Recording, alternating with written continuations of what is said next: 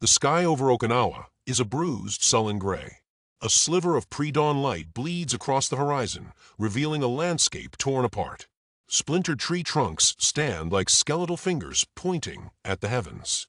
The earth itself is a wound, a churned morass of red mud and water-filled craters. Rain falls, not a cleansing downpour, but a miserable, persistent drizzle that soaks through heavy canvas and chills to the bone. In a shallow trench, carved hastily from this scarred land, a young man sits. His helmet, its paint scratched and worn, is pulled low over his brow. He is Private First Class John Harlan. He is 19 years old. His knuckles are white as he grips the worn stock of his M1 rifle. His face, smudged with dirt and exhaustion, is a mask of tense stillness. Around him, 5 other American soldiers share the same cramped space. They are a brotherhood forged in filth and fear. One man nervously thumbs a cigarette, the paper already growing damp and useless. Another stares into the middle distance, his eyes wide and vacant, seeing ghosts in the morning mist. The air is thick with the smell of wet earth, gunpowder, and the metallic tang of blood. This is May 7, 1945. The war in Europe, a world away, is effectively over. But here on this godforsaken rock in the middle of the Pacific, the war is a ravenous, living thing. The island of Okinawa is the final stepping stone to Japan, the bloody climax of a brutal island-hopping campaign.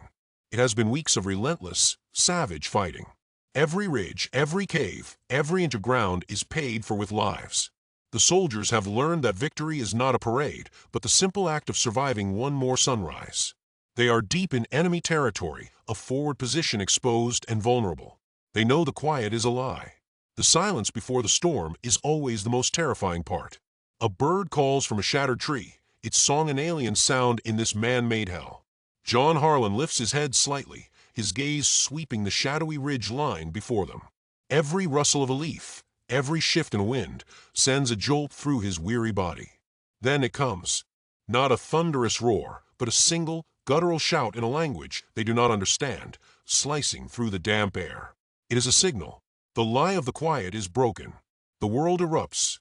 From the darkness of the ridge, figures rise like specters. The Japanese counterattack begins. Muzzle flashes strobe across the gloom, illuminating fleeting, terrifying glimpses of charging soldiers.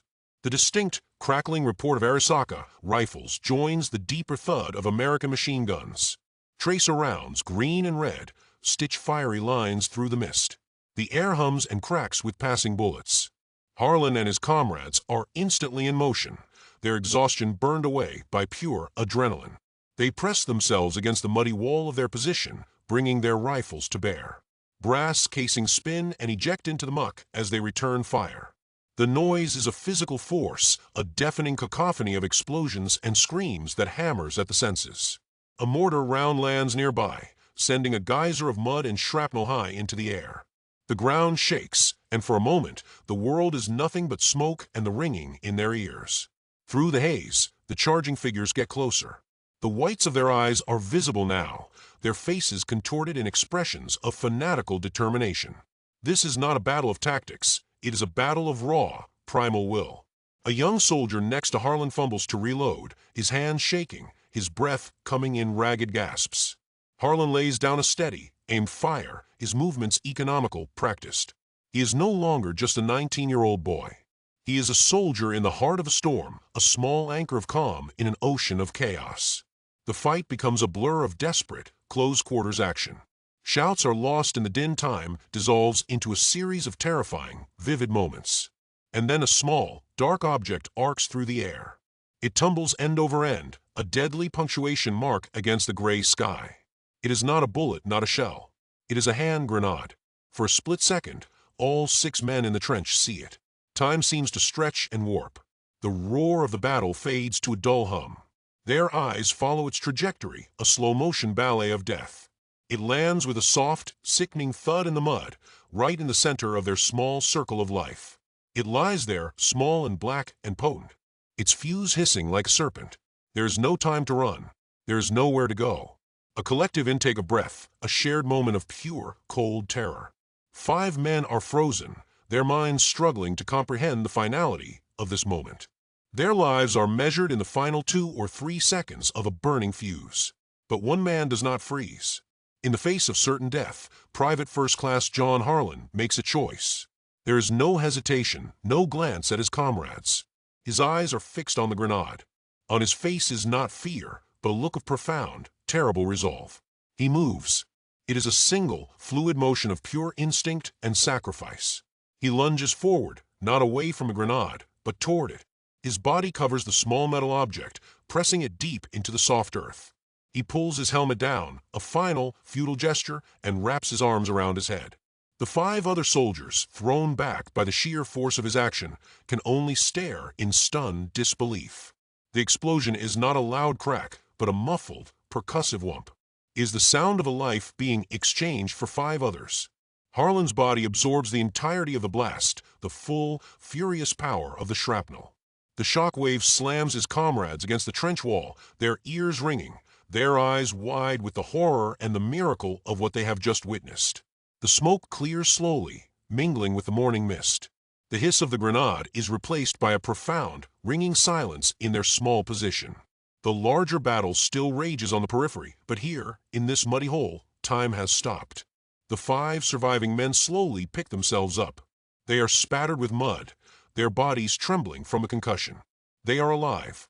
They look at the spot where their friend had been, and then they look at each other. There are no words. There is only the silent, agonizing understanding of the price that was just paid for their survival. The Japanese attack is eventually repelled.